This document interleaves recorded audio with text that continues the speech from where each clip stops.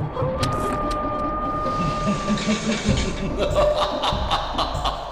evening. So, often recommended a movie called Deadgirl. And that's one word, Deadgirl.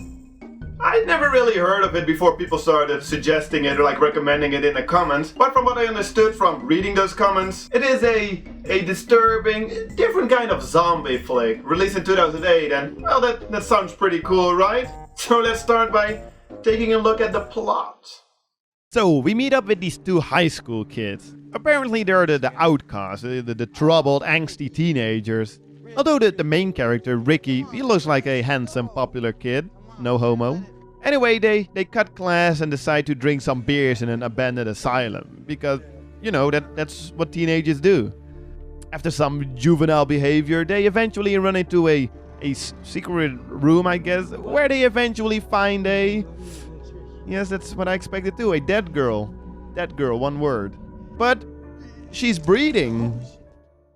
Yeah, now we're getting somewhere. But this is also the point where a lot of the critique starts, and that's often based on the credibility, like the believability of the action of the characters. I mean, for one, I had a pretty good time in my teenage years, but I did not often run into like chained up, half-dead, naked chicks in abandoned asylums, so for me it's kind of hard to put myself in this position of the characters in the movie.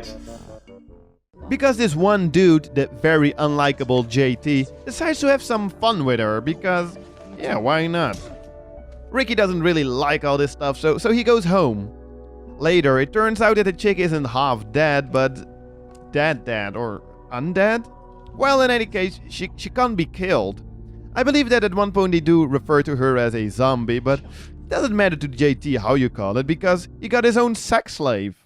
And that's kind of where my problems with this movie start. I mean, I don't know what's worse, like raping a half-dead chick or having sex with a undead chick. I mean, I guess it's not rape since she's dead, but then again, she's also kind of still alive, so I don't know, maybe it's like a necrophilia rape? Anyway, from here on, I also kind of started wondering, like, how are they gonna continue the story? But they do so by introducing new characters. First, we have the stereotypical stoner teenager who also doesn't really mind raping the dead. And then, when you thought they couldn't come up with a bigger asshole than JT, they introduce, and this is classic, the jocks. For the most stupid reasons, which I won't spoil, it's a ridiculous scene, they also end up with Deadgirl. They also don't really mind having some fun with her. What high school is this? I've never seen so many necrophiliacs in one group. I mean, it's weird enough to have sex with a zombie-like chick, let alone doing it while being surrounded by 4 other dudes. That's weird, man. Also, I don't see any of them using any condoms. This movie is pretty recent, it's 2008. Surely back then teenagers were aware of the dangers of STDs, especially with dead girls. But in all fairness, they probably don't cover the dangers of intercourse with a corpse during health class, so I guess you can't blame them too much. I mean, hey, they're just teenagers, right? So from here on it all kinda escalates in very improbable situations.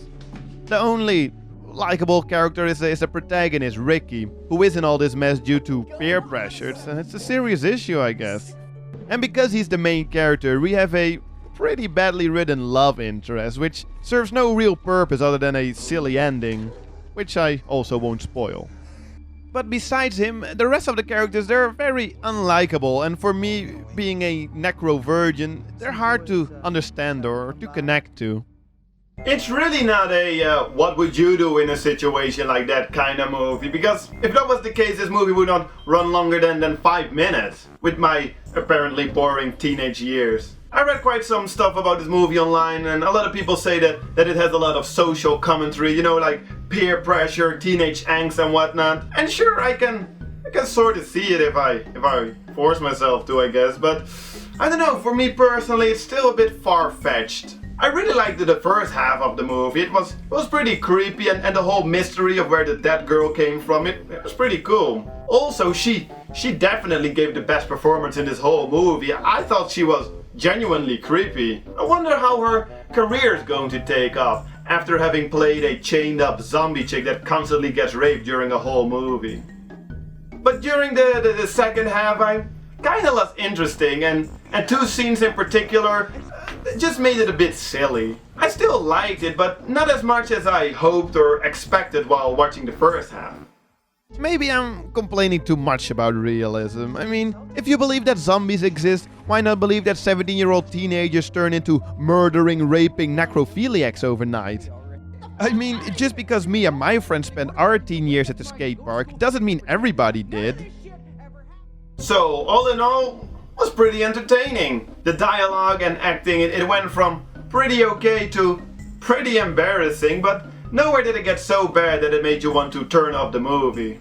Interesting premise, flawed execution, overall, pretty okay.